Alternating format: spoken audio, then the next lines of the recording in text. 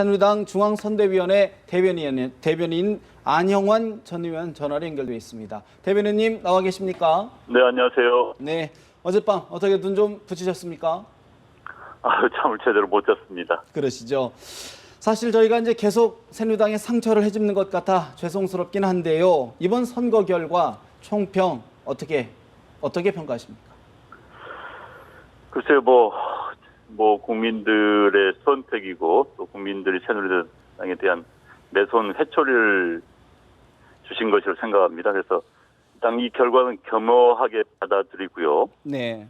저희들 나름대로 왜 이런 국민들이 저희들한테 이런 회초리를 드셨는지에 대해서 분석을 하고 있습니다. 그래서 아무튼 더 낮은 자세로 국민들이 다가가야 하지 않겠느냐는 생각을 가지고 있습니다. 예, 사실 이제 총선의 결과보다도 앞으로 어떻게 수습해 나가는지도 사실 더 큰 과제를 안았다 이렇게 볼 수 있는데 오늘 김무성 대표가 대표직에서 사퇴하겠다 이런 말씀을 하셨고요. 정말 네네. 이제 앞으로 수습 어떤 방향으로 좀 가야 될까요? 글쎄 저는 선대위 대변이기 때문에 거기까지 말씀드리기는 쉽지가 않은 것 같습니다. 다만 네.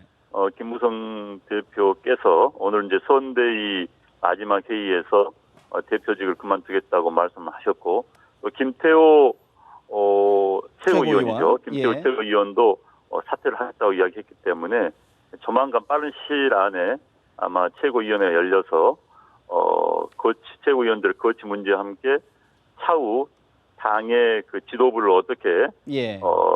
정리를 할 것인가, 또 어떻게 새로운 지도부를 만들 것인가 이런 문제를 놓고 논의를 할 것 같습니다. 예.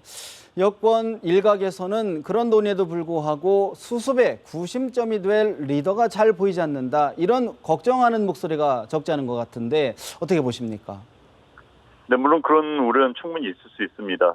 저희 새누리당의 이번 패배가 너무나 예상 밖의 패배였고 또 큰 패배였기 때문에 앞으로 당에 닥쳐올 사고를 사실 예상하기가 어렵습니다. 예. 여소야대의 국회 또 이 여소야대의 국회가 미칠 전국 정방 영향, 특히 행정부에 미칠 영향 등은 굉장히 상상하기 어려운 결과들이 앞으로 빚어질 수가 있습니다. 예. 그렇기 때문에 이런 상황들을 놓고 어떻게 수습해 나갈지 이제 당내에서 이제 많은 논의가 있을 겁니다. 그러나 이제 하나 기대를 걸 수 있는 것은 새누리당이 위기 때 힘을 뭉치는 그런 좀 저력이 있습니다. 과거에 천막 당사 때라든지요, 여러 경우도 있기 때문에 그런 저력을 믿고 이제 다시 힘을 모아서 초심으로 다시 시작하는 마음으로 시작을 할 것 같습니다. 네, 초심으로 돌아가야 된다 그런 말씀을 해주셨는데 또 하나의 걱정이 사실 이제 임기가 1년 10개월여 남아 있는 박근혜 대통령의 집권 후반기. 사실 여당과 같은 공동 운명체라고 볼 수 있는데 국정 동력이 많이 떨어지는 것, 약화되는 것 아니냐는 우려가 나옵니다. 어떻게 해야 될까요? 네, 참 우려스럽습니다. 사실 대통령이 실패하면 대한민국이 실패하게 됩니다. 예. 성공한 대통령을 만들어야지 대한민국이 성공하는 게 되거든요. 그런데 지금 대통령의 국정 운영 능력이 떨어질 가능성도 배제할 수는 없습니다.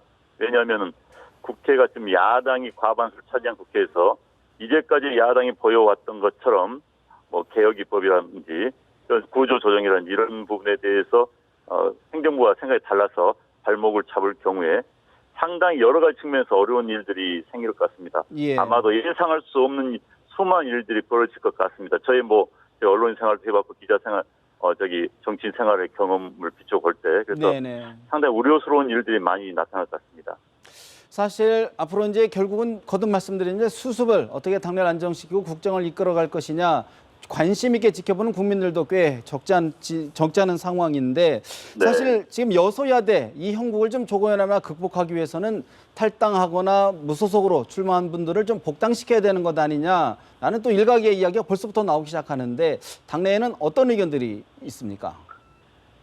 글쎄요, 정상적인 절차를 밟아서 하겠죠. 현재 복당 문제는 시도당에서 결정을 하는 겁니다. 그런데 지금 특수 상황이기 때문에 지금 이 순간 사실 선거 결과가 나온 지 24시간도 아직 안 됐습니다. 그래서 이 이야기를 하면 좀 빠릅니다만 또 하나 문제는 그분들이 여당 성향의 무소속 당선자가 한 7분 정도 되는데요. 이분들이 다 들어온다 하더라도 여소야대는 큰 틀이 바뀔 수는 없는 겁니다. 그렇기 때문에 다 들어온다 해서 큰 전혀 의미는 있는 것 같지는 않고요. 그래서 아마 그렇게 급히 서둘 이유는 없지 않나 하는 생각도 들고 어찌됐든 당내에서 새로운 지도부가 구성이 되면은 논의를 하지 않을까 싶습니다. 예.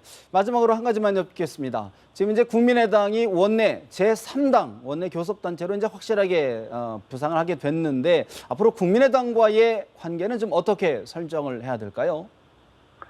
그래서 이제 국민의당의 힘이 굉장히 세졌죠. 그래서 캐스팅 보트를 쥐고 있기 때문에 모든 면에서 국민의당이 주도권을 가질 가능성이 매우 높아졌습니다. 예. 국민의당이 그럴 주도권을 행사할 수 있는 능력만 있다면 굉장히 무서운 힘을 발휘할 것 같습니다.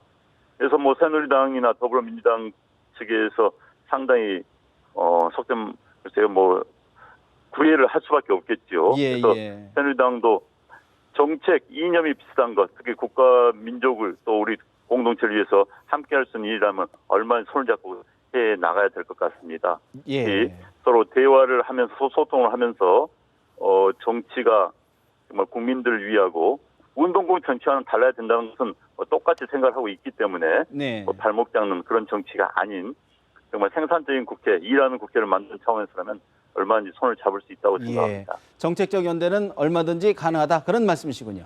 네네. 알겠습니다. 오늘 말씀 여기까지 들어야 될 것 같습니다. 말씀 고맙습니다. 네, 감사합니다. 네, 지금까지 새누리당 중앙선대위원회 안형환 대변인과 전화로 이야기 나눠봤습니다.